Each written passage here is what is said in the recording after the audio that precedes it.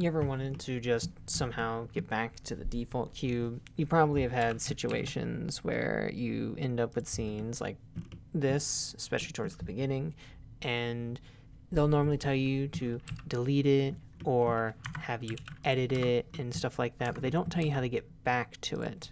So here's my supposedly finished tutorial product, and I'm going to show how I get back to it. What's important for something is the reason you'd want to go back is, of course, to preserve your UV data.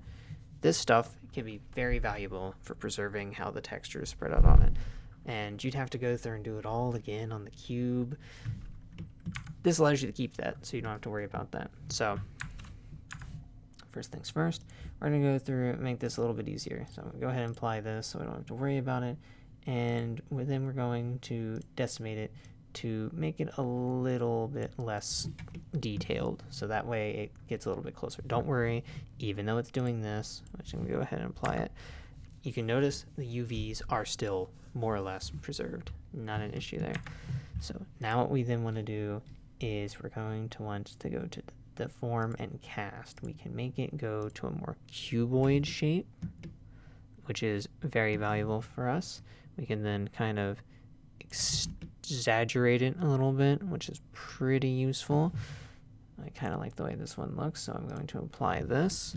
And then one of the important things we need to do, which you can use these up here to set your camera position, or use like 1 and 3 on your numpad for some of these. Go using Z to wireframe.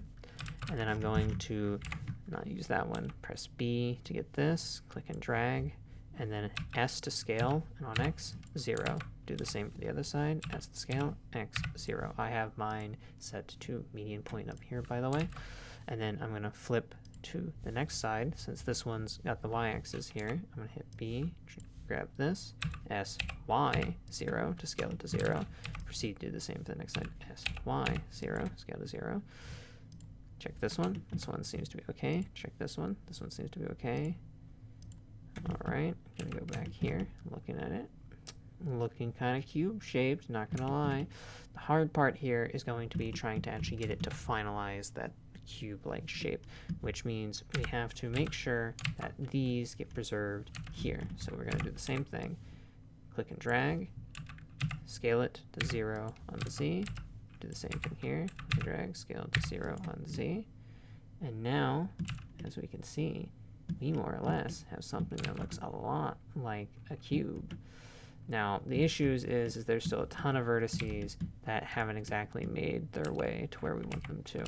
And it can be a little bit difficult to find the one you want. Like this one, we can move around, and I think we're going to, because we want to try to preserve as much of this UV data as possible, and to make it fit more of the appearance, though again, missing faces on a default cube isn't that big of a deal, because who's going to judge?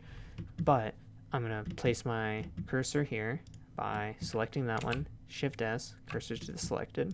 Then I'm going to grab this, the vertice that I found with some face on it, and I'm going to go selection the cursor. Now I'm going to select everything with A, hit M, and I'm going to merge by distance. This is going to get rid of a ton of those extra stuff.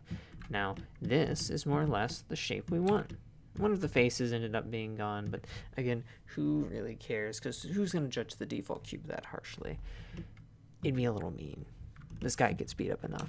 So now the biggest issue is the fact that it's not the same scale. This, however, is actually pretty easy. If I slide this over, this, if you open up this one on the side here by clicking that little arrow, or N normally brings it up, you'll notice you can actually see the direct dimensions. You can actually set these directly and it will automatically compute the scale for you. So set this to 1, to 1, and to 1. So now we've got something that's 1 by 1 by 1. Pretty cool. And we can actually compare this to the normal cube, which actually, as you notice, is 2 by 2 by 2.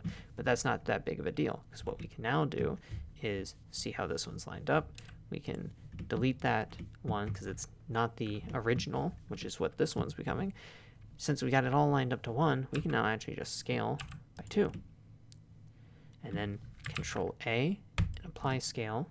And to make it look a little bit prettier, I'm going to go in, select everything, and Shift in to recalculate the outside. And there you go. A beautiful returned default cube. And notice, UV is preserved. So your textures will continue to work.